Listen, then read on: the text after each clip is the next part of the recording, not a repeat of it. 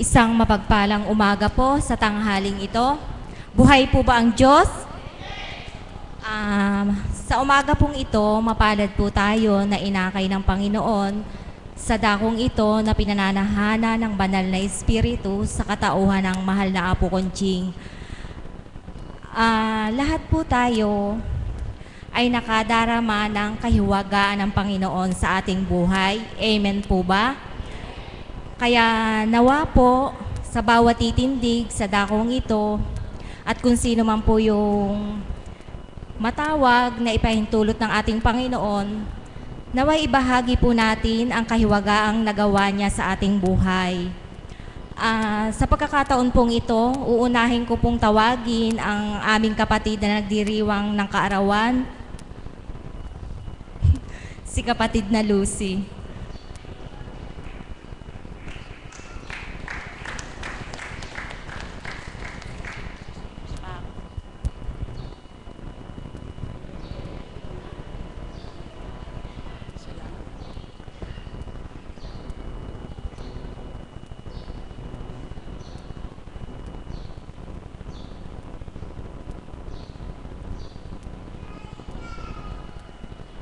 Magandang umaga po sa mga alagad, choir, CAPS, tagasunod at pasyente.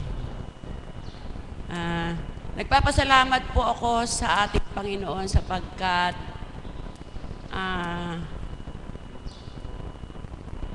ako ay pinagkalawampan niya ng bonus. Ika nga bonus. Sapagkat sa birthday ko pong ito ay buo na po ako, buo. Buo pong 7 taon. Lagyan mo po ng 0. Nagpapasalamat po ako sapagkat pinagkalooban niya ako ng hanggang sa abutin niya ako ng 70 at kung loloobin po niya ay madagdagan pa. Kaya po, maraming salamat sa mga biyaya, kalakasan na ipinagkakaloob niya sa akin sa araw-araw.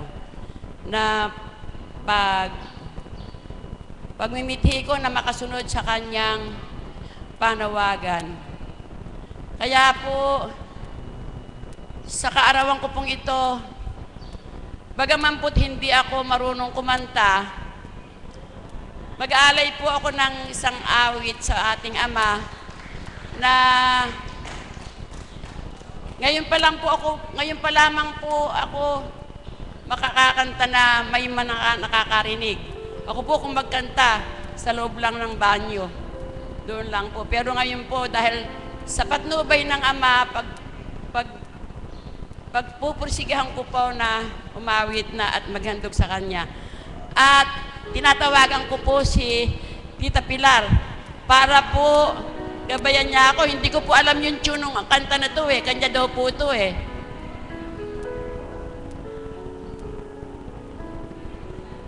Hindi ko po kabisado yung tune eh. Kaya po, pwede mo po akong gabayan. Sige po. Kayo kakanta. Hindi ko alam. Meron ako.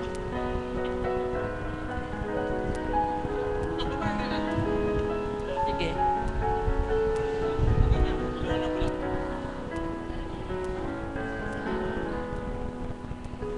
Salamat sa iyo,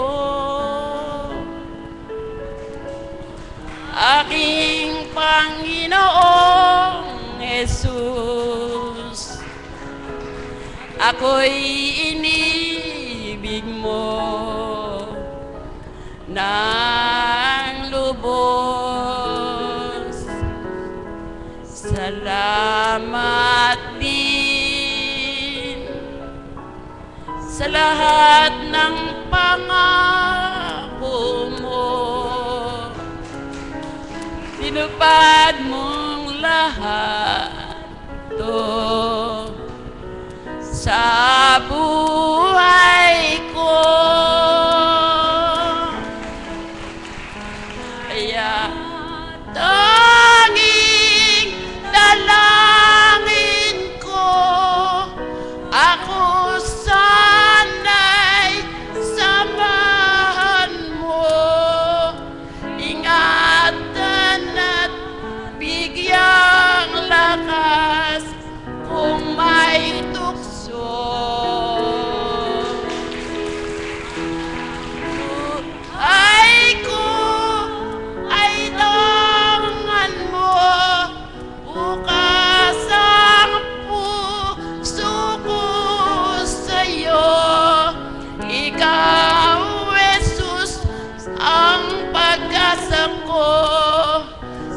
salamat sa'yo.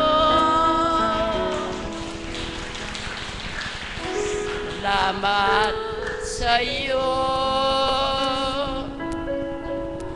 aking Panginoong Jesus. Tagumpay ang siyang dulot mo sa buhay ko. Salamat din sa bigay mong galang sa'kin. Bagamat kung minsan may dilim, may galang pa rin. Tanging dalangin ko, ako sana'y samahan mo, ingatan at bigyang lakas kung may tukso. Ang buhay ko'y ay tangan mo, bukas ang puso ko sa'yo. Ikaw, Jesus, ang pag-asa ko. Salamat sa'yo.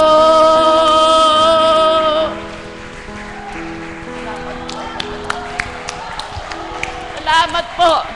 Ngayon lang po ako nakakanta. Salamat po. At magandang umaga po muli. Si Tita, ano naman? Si Tita, ikaw po. Ikaw po.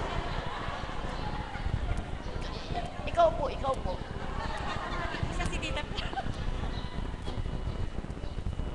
More. Nako, pwede pala akong mag-concert.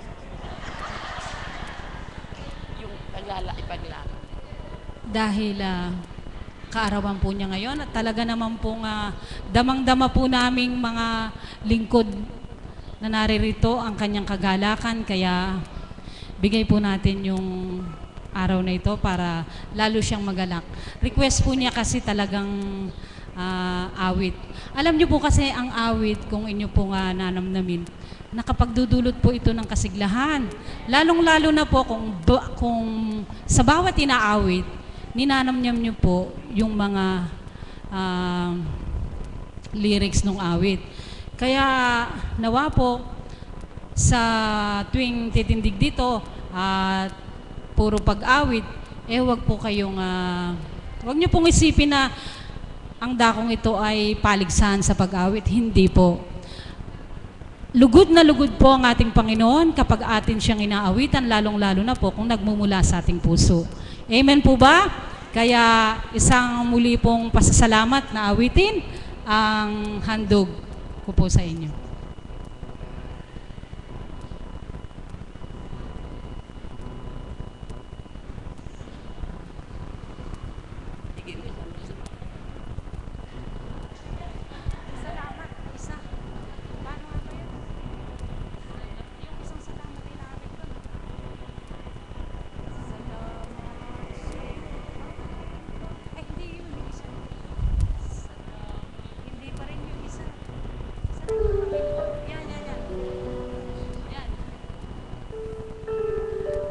Sa dami po ng awiting pasasalamat ay medyo na, pero pag narinig po yung ayan na po, Tita Lucy.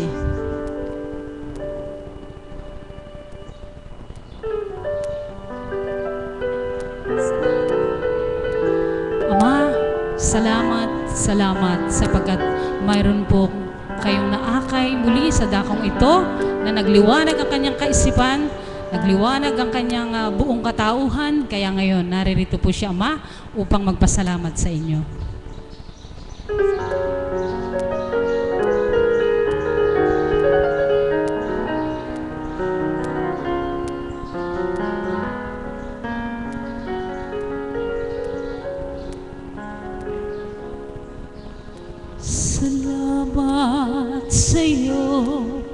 Panginoon.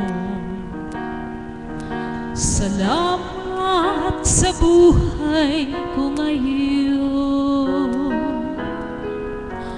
Kung hindi sa'yo ay walang matatamo ang mga pagsusumikap ko. Kaya sa bawat sandali sa iyo ako'y nagpupuri. Dahil sa iyong kabutihan aking nakamta, ang pangarap kong tagumpay. Salamat sa iyo, Panginoon. Salamat sa nakamtan ko ngayon at kailanman sa iyo ay hindi na bibitaw ang buhay kong ikaw ang siyang tanglaw.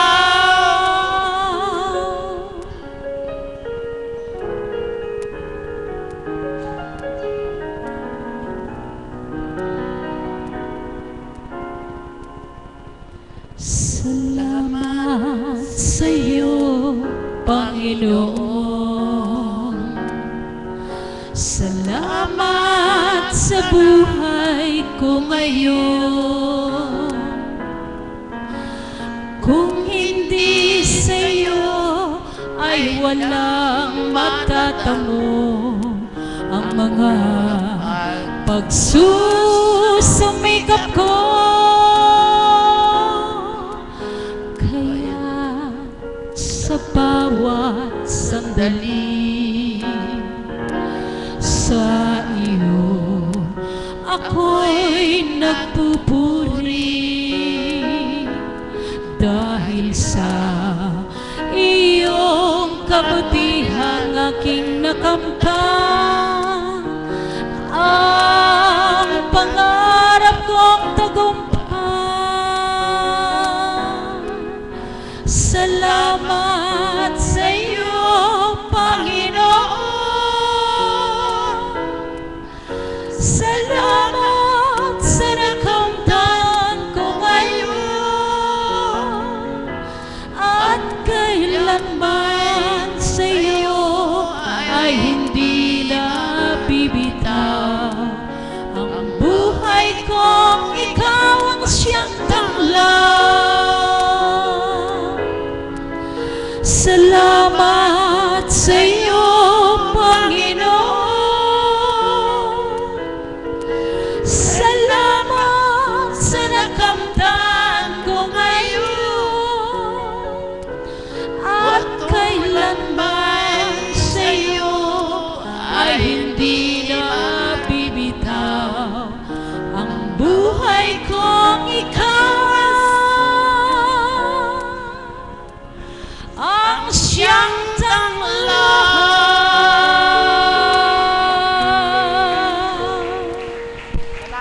Salamat po. Maraming salamat po sa magaganda niyong tinig. Ang susunod yung pong tatawagin ay isa rin pong gustong mag-alay ng awitin sa ating Panginoon, si kapatid na Mirna.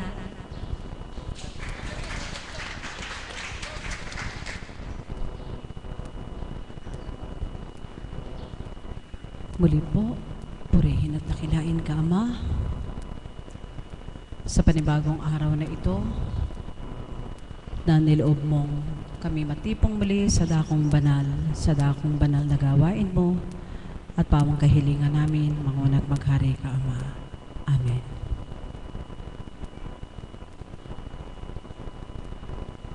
Muli po, nais naming batiin ang ating kapatid na nagdiriwang ng kanyang kaarawan. Maligayang kaarawan sa iyo, mahal na kapatid.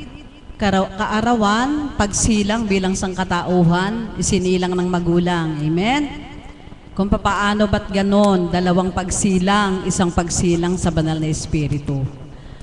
Napakadakila po ng Diyos sapagkat bagamat walang tema na ibinigay ang ating kapatid na mula sa Ama, ang wika niya ay kung anong hiwaga ang naganap sa ating mga buhay. Di po ba ang bawat taon na naisasadsad ang ating paglilingkod at ang ating kaarawan ay isang hiwaga ng Diyos? Tingnan nyo nga po ang ating kapatid. Mukha po ba siyang 17? Batang-bata po. Dulot po yan ng banal na Espiritu.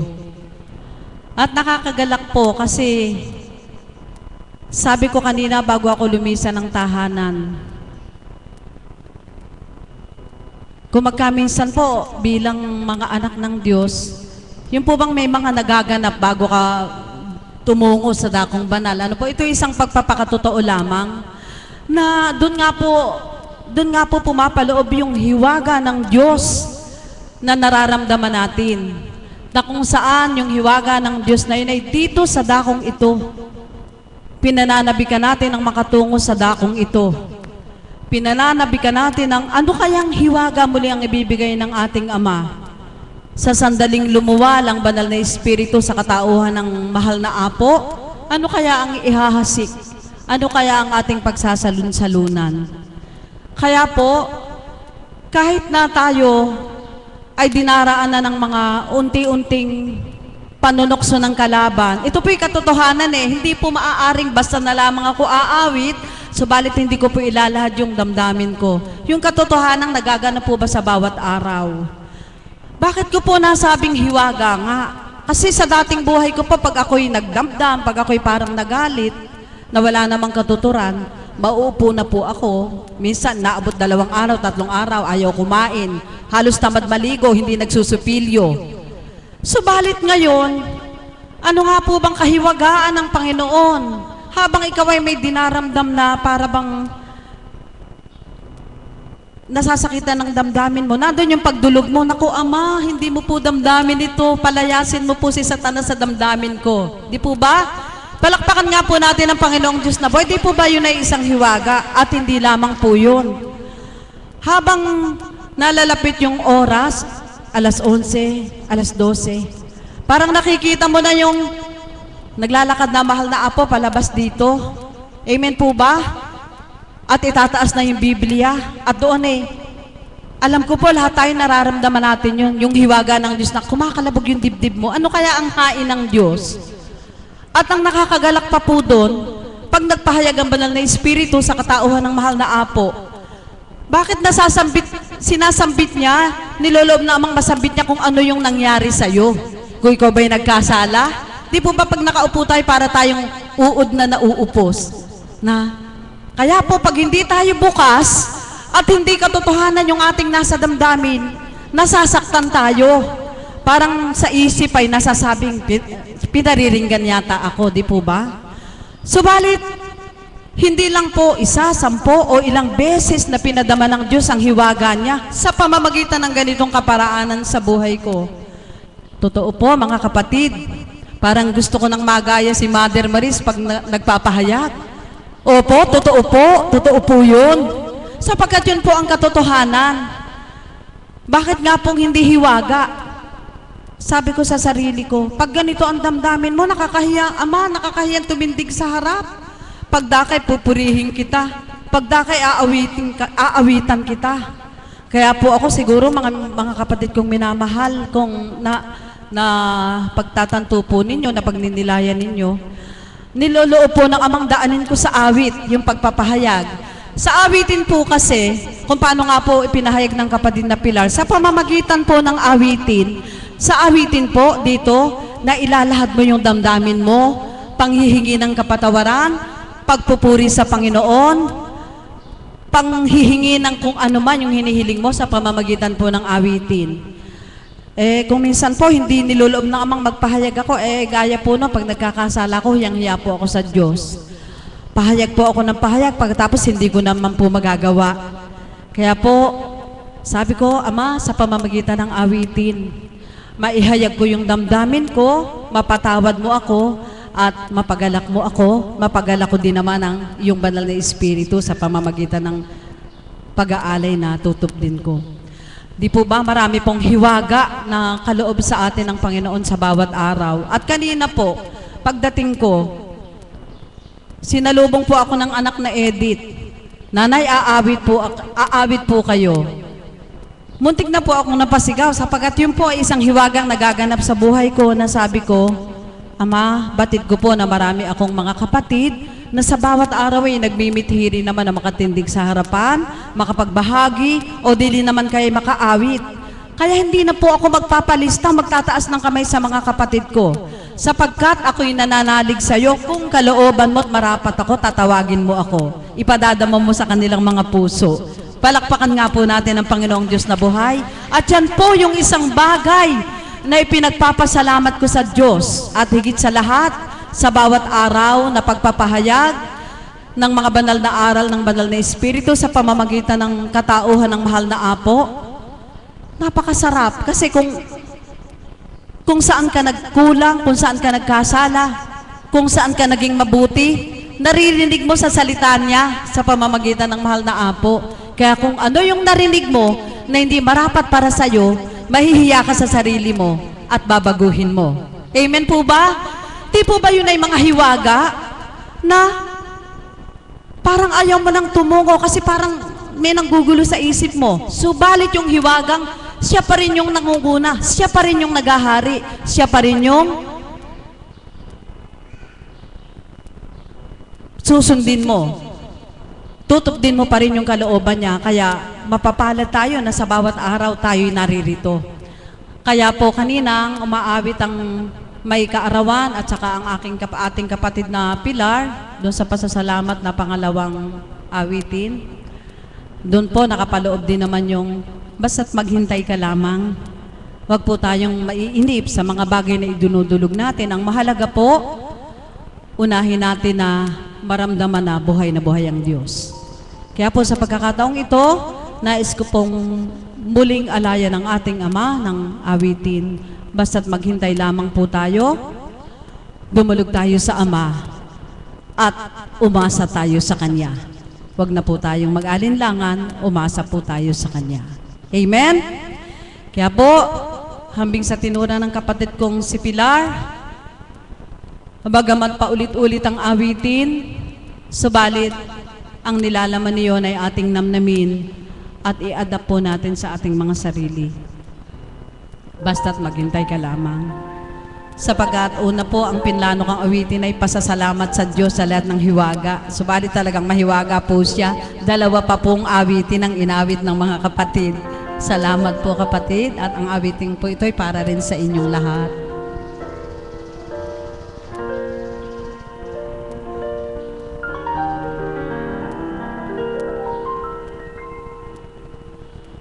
Kung hindi ngayon ang panahon na para sa iyo, huwag maiinip dahil ganyan ang buhay sa mundo. Huwag mawawala ng pag-asa, darating din ang ginhawa. Ang isipin mo'y may bukas pa, nilaan ating Ama. Kabigo ay hindi hadlang upang tumakas ka. Huwag kang luluha kung nabibigo, dapat ay lumabang ka. Ang kailangan mo'y tibay ng loob kung mayroong pagsubok man. Ang liwanag ay di magtatagal at muling mamamasdan. Ikot ng mundo ay hindi lamang bighatid kasawian. Ang pangarap mo ay magagamtan, basta't maghintay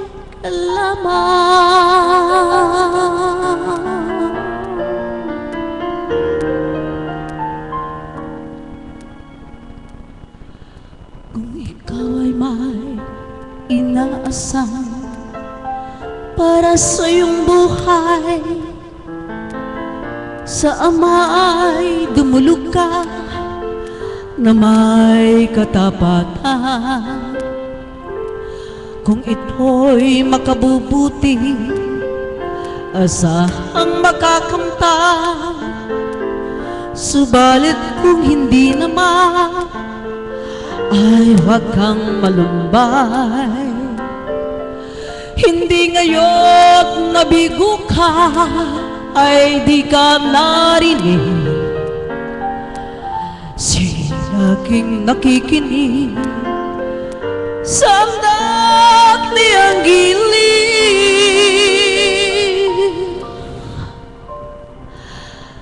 Ang kailangan mo'y tibay ng loob kung mayroong pagsubok man. Ang liwanag ay di magtatagal at muling mamamasdan. Ikot ng mundo ay hindi lamang pighatid kasawian. Ang pangarap mo ay magkakamtan, basta't maghintay ka lamang.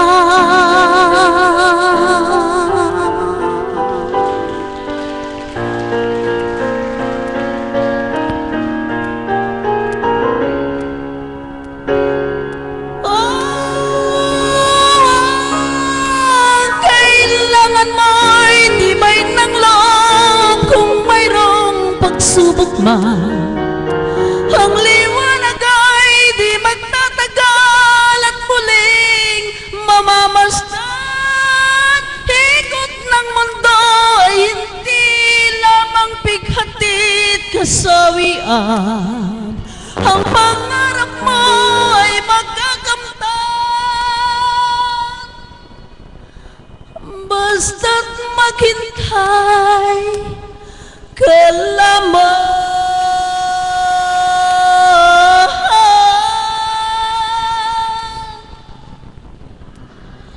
Ang pangarap mo ay magkakamtan, basta't maghintay ka lamang.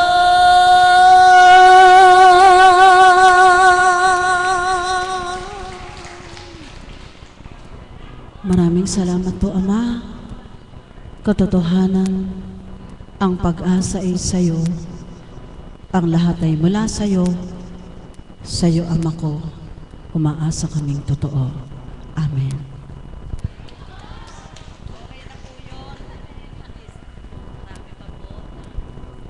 Maraming salamat po.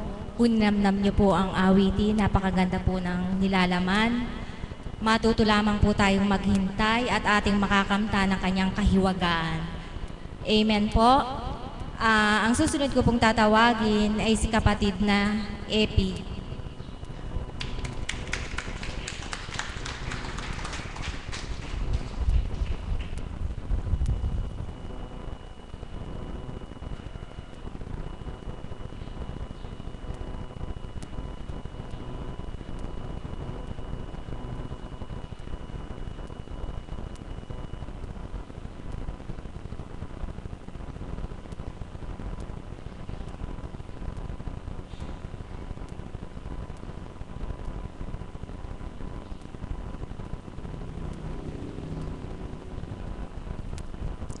Isang mapagpalang umaga po sa inyong lahat sa katanghaliang ito. Gusto ko lang pong ipahayag yung kabutihang ginawa sa akin ng Panginoon, ang pagkilos niya sa aking buhay. Noong pong Sunday, katulad po nung binanggit ni Apo kahapon, lahat ng naririto, ako po ay nag-alay. Sa kabutihan niya po ng Ama, naging miyembro ako ng choir. So, sa simbahan po kasi, ang pwesto ng choir ay sa taas, aakyat ka ng hagdan. So, yun pong mga nakakakita sa akin nung una dati po ay hindi ako makalakad ng walang tungkod. Talaga pong hirap na hirap yung paa ko. Subalit, sa kabutihan ng Ama, talagang pinatatag niya yung aking mga tuhod. ilang beses po akong umakyat dun sa pwesto ng choir sa simbahan. At noon nga pong nagsisimula ng misa, lumapit po si kapatid na Ana at sinabihan ako na ako'y mag-aalay. Hindi ko po inaasahan na bigla ako kasi po pag nag-alay ka mula doon sa bungad ng simbahan hanggang sa altar, mahaba pong lakarin yun. Ang kaya ko lang po kasi nilalakad pagbaba ng tricycle, eto na po. So maikli lang po. So hindi ko po inaasahan na ako'y lalakad ng ganun kahaba. Subalit sabi ko nga po sa ama na bigyan niya ako ng tatag ng tuhod upang makalakad ako. So yun nga po, nag-alay ako at habang lumalakad po ako ay sabi ko sa ama na ako'y akayin niya at hanggang makasadsad po ako hanggang sa unahan. At yun naman po ang ginawa. Sa kabutihan po ng ama, talagang nakarating po ako sa harap. At nakita ko po talaga yung lahat ng taong nakakilala sa akin na talagang tuwan-tuwa po sila sa nakita nilang pagbabago sa akin. So, yun po ang ginawang kabutihan sa akin ng ama na dati ako'y nakatungkod. Subalit ngayon, unti-unti po ay nakakalakad na po ako ng maayos. So, papuri po sa ama. At isa pa pong may nangyari sa akin kahapon. Nung pong Sunday ng gabi ay balisang-balisa po ako, hindi po ako makatulog. Hindi ko po alam kung bakit, hindi ko maintindihan. Hindi po ako nakatulog hanggang nung umaga po ay nahihilo po ako, nanlalata ako. Tapos, pasensya na po, 4 na beses po akong dumumi ng maitim at mabaho. Talaga pong latan-lata ako, hindi po ako makakain. At sabi ko nga po sa sarili ko, paano ako makakadalo sa gawain. Talagang hinang-hina po ako, nahihilo ako ng lalata, hindi po, talagang walang-wala po akong ganang kumain. Nung mga mag-aalauna na po yun, dumalangin po ako sa ama na sabi ko, Ama, bigyan mo ako ng lakas, kalakasan, upang makadalo ako sa gawain dahil talaga pong ayaw kong matitigil sa araw-araw na pagdalo ko dito. Dahil yun po ang aking kagalakan pag nandito sa dambanang ito. So bumangon po ako alauna, nung gumagayak na po ako, nagsuka naman po ako ng nagsuka. Kaya sa pagiging tao po, talaga pong manghihina kayo Biruin mo, dumumi kayo ng ilang beses tapos nagsuka po ako ng nagsuka. Subalit sa kabutihan po ng ama, binigyan talaga niya ako ng kalakasan upang makatungo sa dambanang ito. Kaya nagpapasalamat ako sa ama sa pagkikilos niya sa aking buhay. At pagdating nga po dito, dumiretso po ako sa gilid. Mayroong isang alagad po doon na sinabi ko nga po yung nangyari sa akin. Hinimas-himas niya po ako, tsaka pinainom niya ako ng maligamgam na tubig na may asukal. So, yun po ang inom ko hanggang sa hinimas niya po yung buong katawan ko. Sabi niya ay idulog ko daw po kay Apo pagkatapos ng gawain. Subalit pagpasok ko po dito sa dambana at sa pakikinig po ng mga banal na salita ng mga aral, nawala na po lahat, naguminhawa na po yung pakiramdam ko, kaya hindi ko na po idinulog sa Apo dahil ilangkin ko na po ang kagalingan nang makita ko ang divine mercy. So yun po ang pagkilos ng Diyos sa aking buhay, kaya nagpupuri at nagpapasalamat po ako sa ating Ama sa tuwi-tuwi na. At yun lang po. At bago po ako magtapos ay gusto ko pong umawit din para sa papuri sa ating Ama.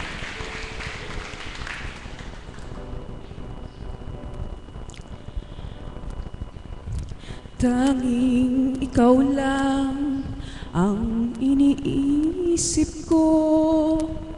Tanging ikaw lang ang minamahal ko. Tanging ikaw lang ang iniibig ko. Tanging ikaw lang. Tanging ikaw, Ama. Tanging sa'yo ko nadarama ito. Ligayang hindi mapaparisan.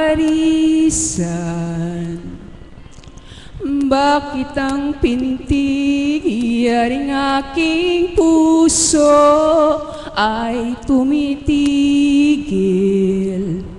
pag di ka nadama. Bakit hindi mapalagay? Sana, bakit ako nasasaktan? Bakit tanging ikaw ang kailangan? Tanging ikaw ang kailangan ng aking buhay. Tanging ikaw, Ama. Tanging ikaw lang ang iniisip ko. Tanging ikaw lang ang minamahal ko. Tanging ikaw lang ang iniibig ko. Tanging ikaw lang ang minahal ko.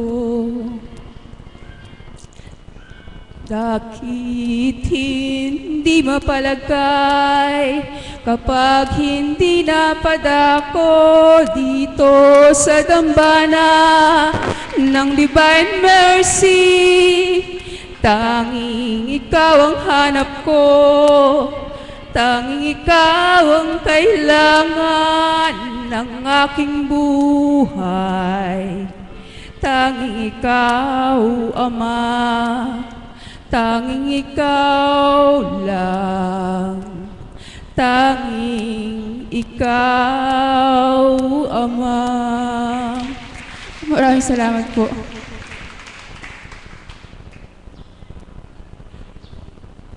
Maraming salamat, mahal na kapatid. Kung inyo pong napakinggan sa pamamagitan ng mga banal na salita, tunay nga po ang mga banal na salita, ang tunay na hiwaga ang nagagawa sa ating mga katauhan, higit sa ating kaluluwa. Ang susunod ko pong tatawagin ay isang pasyente, si kapatid na Shirley.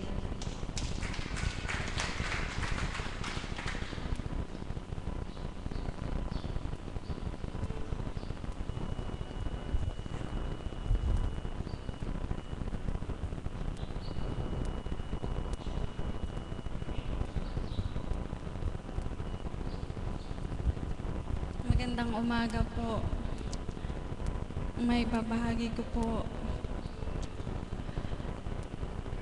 kung paano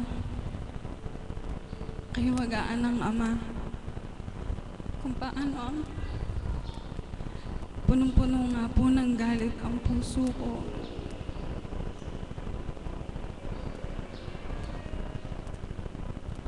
Subalit, siya ang nagtanggal nito. Napakasarap po sa pakiramdam na kung paano siya ang magbibigay sa iyo ng saya kung ikaw ay nalulumbay. At sa araw-araw po ay pakikibaka sa buhay. Siya din po ang magbibigay ng kalutasan sa lahat. Nagpupurit, nagpapasalamat po ako sa Ama. Damhin lang po natin siya, nandyan lang po siya sa tabi natin.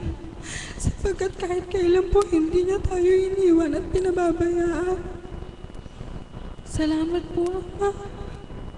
At kay Apo Kunching na yung kinalugdan, na kung wala nga po si Apo Kunching,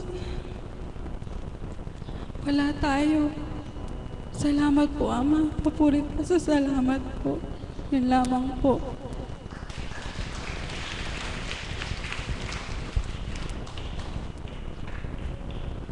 Maraming salamat. Bagamat di niya tuwirang nasambit o naihayag na mabuti, subalit damang-dama po sa kanyang kalooban ang pagtanggap niya sa mga banal na aral na nagdudulot ng kaluwagan ng kanyang puso. Ang susunod ko pong tatawagin ay isa pong pasyente.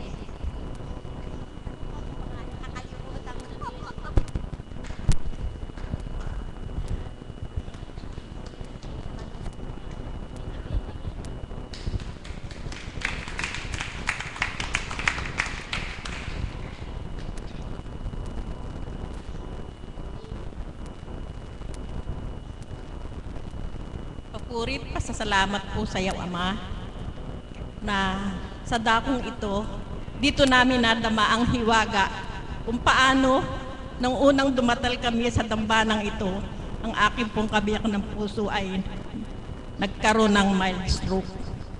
Nagpupurit, nagpapasalamat po ako sa Ama na sa araw-araw ay pinagbatahan namin. Nanaligat na nampalataya po kami sa bawat binibigkas ng ating mahal na Apo sa pamamagitan ng banal na Espiritu. Tunay nga pong nanalig kami at ngayon nga po sa mahigit na 1 taon na pagdako namin dito, hindi lamang po karamdaman niya ang gumaling, pati na rin po karamdaman sa bawat umaawit po na ninanamnam ko ang bawat awitin. Gusto ko rin pong magbigay ng awit para sa inyo. At nawa po sa kalooban ng Ama, maawit ko ito ng maayos. My God.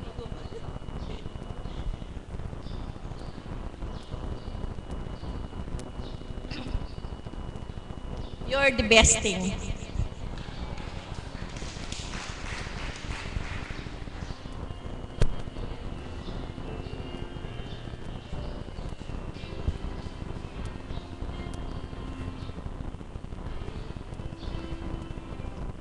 I've had my share of life's ups and downs, but fate's been kind. The downs have been few. I guess you could say that I've been lucky. And I guess you could say it's all because of you. If anyone should ever write my life story, for whatever reason there might be, you'll be there between its line of fame and glory, 'cause you're the best thing that ever happened to me. You're the best thing that ever happened to me. Lord, there have been times where times were hard, but always somehow I made it through. 'Cause for every moment that I spent hurting, there was a moment spent loving you. If anyone should ever write my life story, oh, whatever reason there might be,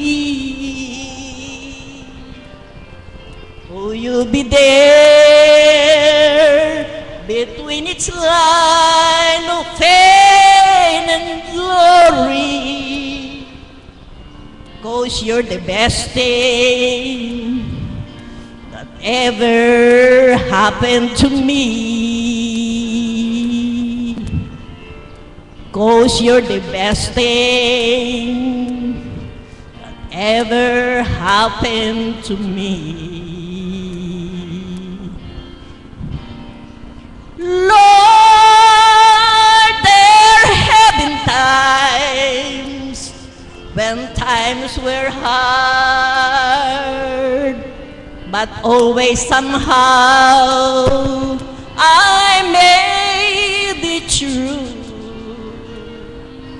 'Cause for every moment that I spent hurting, there was a moment spent loving you. If anyone should ever write my life story, oh, whatever reason there might be, you'll be there between its line of fame and glory. You're the best thing that ever happened to me. Lord, you're the best thing that ever happened to me. Maraming salamat po.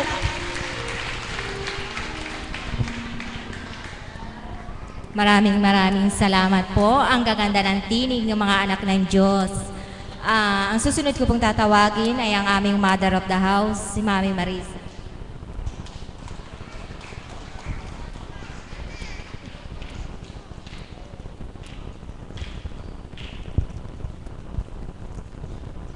Papuri sa iyo, Ama, ay walang katapusan.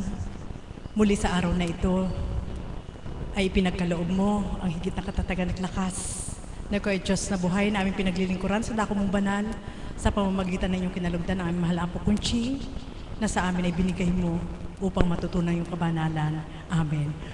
Buhay po ba ang Diyos? Salamat sa Ama.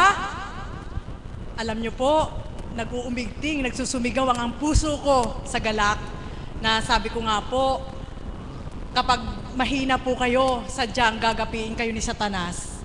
Subalit salamat sa Ama, sapagkat dahil sa kaloob po niya, sa katawan nating mahal na Apo Kunching, lahat tayo nabahagi na ng liwanag, lahat tayo nabigyan ng tapang, lahat tayo nabigyan ng lakas, na ang Diyos ay buhay at walang makapapantay na sino man. Amen po ba yon? Buhay po ba ang Diyos?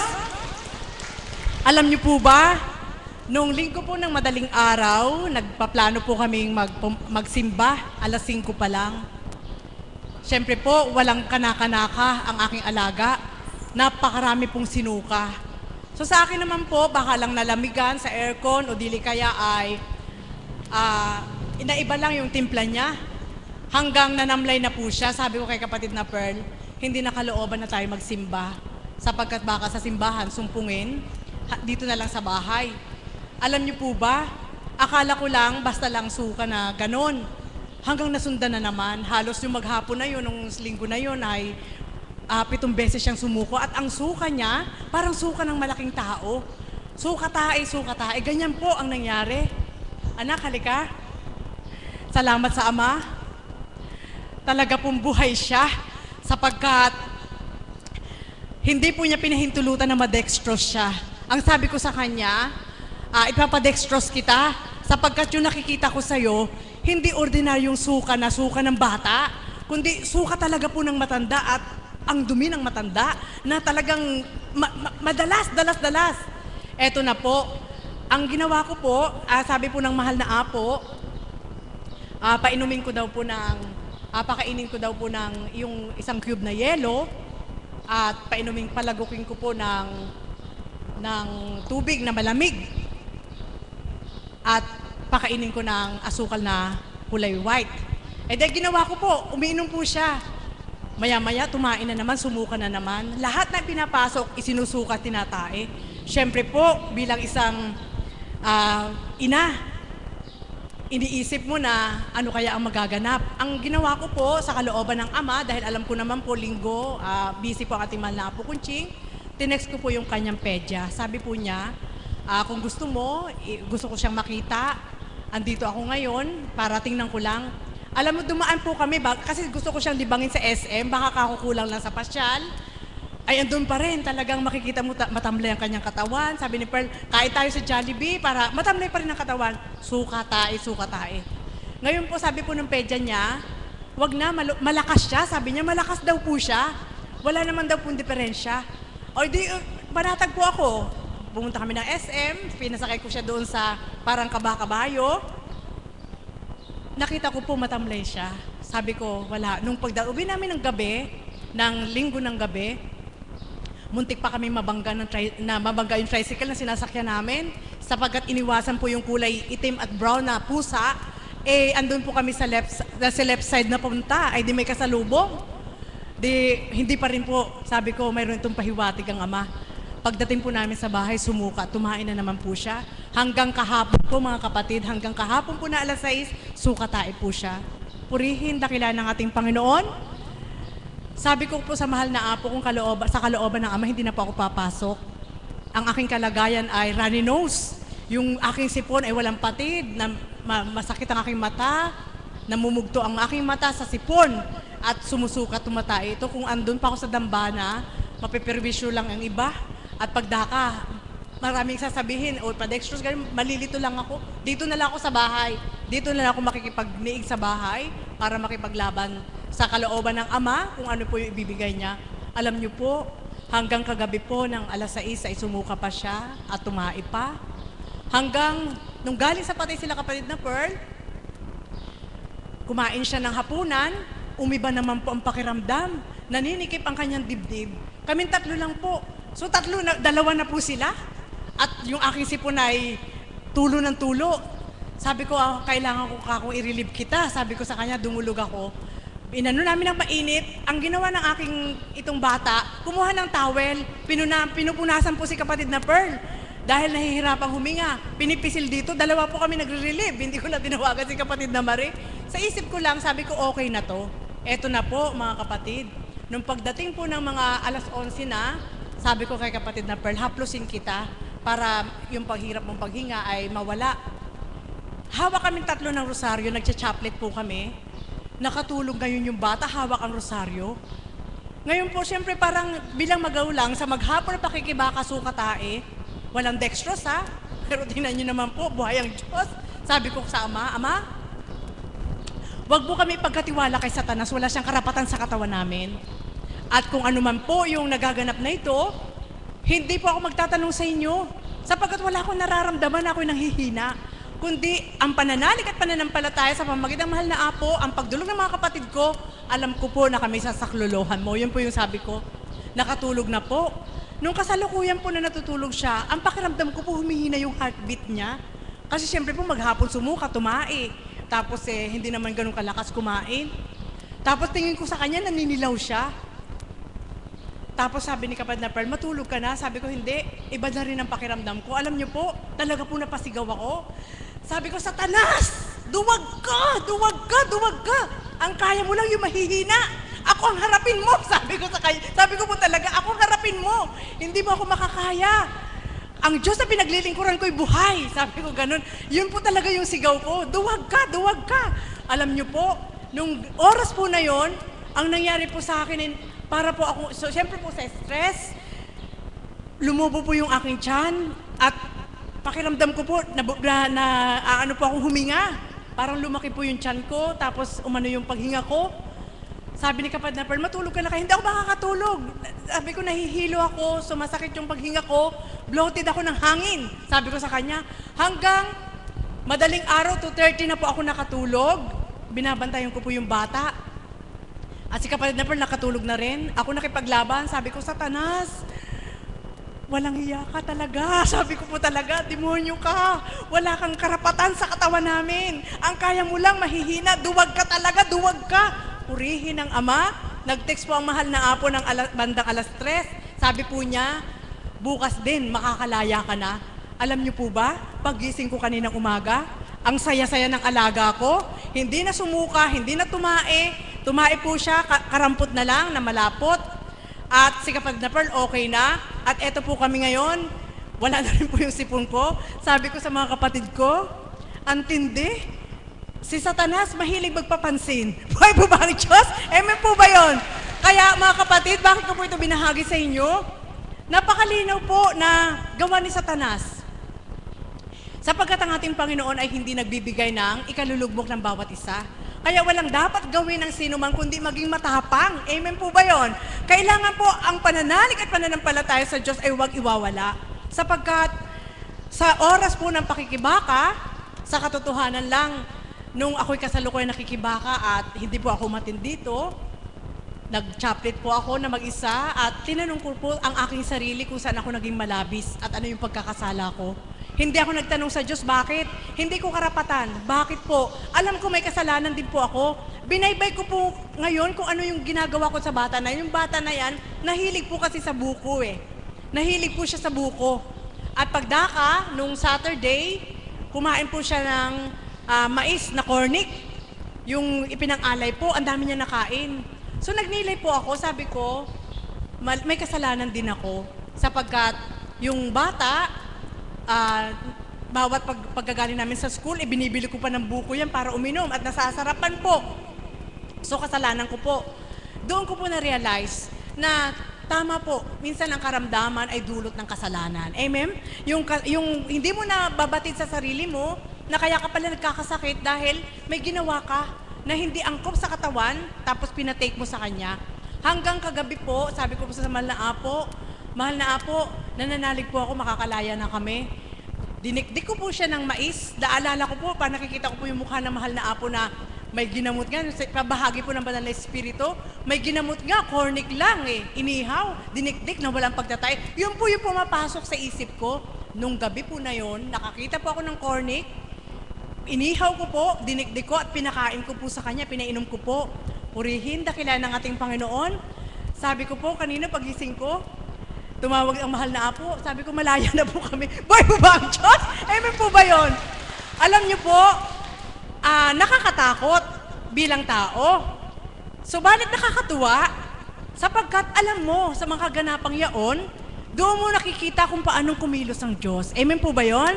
Na sa bawat araw ng pagtupad mo sa Kanya ng mainam, mahuhugot mo, makapag-withdraw ka, na kailangan mo mag-withdraw para ipangtapal mo doon sa mga problema mo. At yun po yung nagagawa ng Diyos. Mga kapatid, ang kaganapang ito'y simple lang. Subalit, sabi nga, kung bilang pagkatao ka natutupad, hindi mo kakayanin. Naroon ka agad yung lalaruin ng demonyo ang isip mo, ipa-hospital mo na yan, pa-dextrose mo na yan, ang dami pong sasabihin sa isip mo. Subalit dahil matatag ang pananalig at pananampalataya, may papadama ng Panginoon kung dapat mong ipa-dextrose o hindi.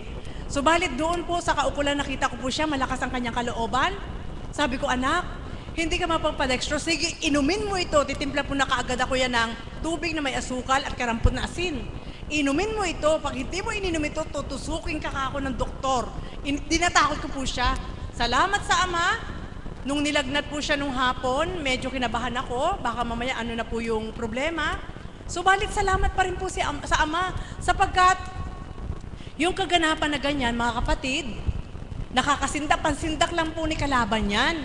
Subalit, kapag alam ng kalaban na matatag ang pananalig at pananampalataya mo, kapit lang sa Diyos, hindi ka pa rin niya pababayaan. Boy po ba ang Diyos?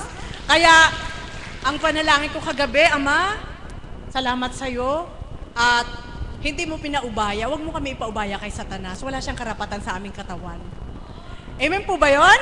Wala siyang karapatan. Kung pinahihintulot mo man na kami gapiin sa ganitong paraan, alam kong hindi ka papayag sapagkat hindi ka makakapaglingkod sa iyo. Buhay po ba ang Diyos? Amen po ba yun? Kaya mga kapatid, ito po iwanan ko sa inyo. Laban lang po kayo.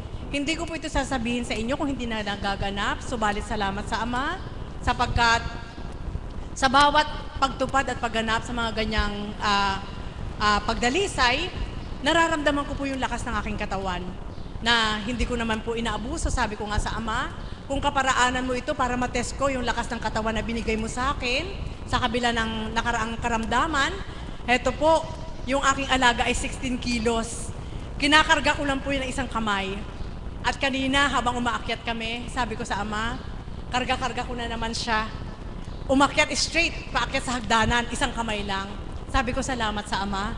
At bawat pagdalisay, may nararamdaman akong lakas sa aking katawan na alam ko na mula sa Kanya. Kaya mga kapatid, ang iiwanan ko po sa inyo, laban lang po kayo.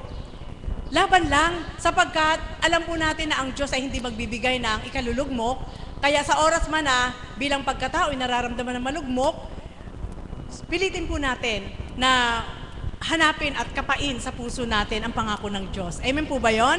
Na ang ating Panginoon, kailanman ay hindi magpapabaya, kung hindi patakda, hindi ka mamamatay. Kung kalooban pa niya mabuhay ka, may paraan. Yun lagi po ang isisik nyo po sa isip nyo. Huwag po kayong magtanong, sapagkat sabi nga, ang ating Panginoon ay napakabuting Ama, ang ating Panginoon ay napakamaawain. Kaya, sabi ko po sa batang ito, tuwing madaling araw, sumusuka siya, para siyang naglilihi. Ngayon, naghanap ako, baka may naglilihi doon sa paikot namin. Sinabi ko po sa mahal na apo, may pinagawa ang mahal na apo, para magalak lang siya. Kasi tamad siyang bumango, naglilihi, nagsusuka. Parang ganun po ang ginagawa. Salamat sa Ama, sapagkat ang kapuri-puri na ginampanan ng ating Ama, yung hindi po siya na-dextrose. Sa kabila ng kanyang pagsuka at pagtae, naroon po yung kaukulan na pananalig at pananampalataya pagdulog po ng ating mahal na Apo Kunching at mga kapatid po na sabi ko nga, Ama, nawa po ay hindi ito isang pagsubok sa akin na subukan mo kung hindi ako loglikod kahapon. Subalit eto po, nakikibaka, sa iyong kalooban ay makakalaya at bukas din narito kami. Sa loob ng 3 araw nakalaya, mga kapatid, lahat ay may takda. Huwag niyo pong pagsawaan na humingi sa ating Panginoon. Subalit, hindi paghingi na kung anuman, kundi papuri pa sa salamat at higit sa lahat, hingin po ninyo ang lakas ng loob upang makalaban sa bawat araw. Muli, magandang umaga at maraming salamat. Maraming salamat po, Mami. Maraming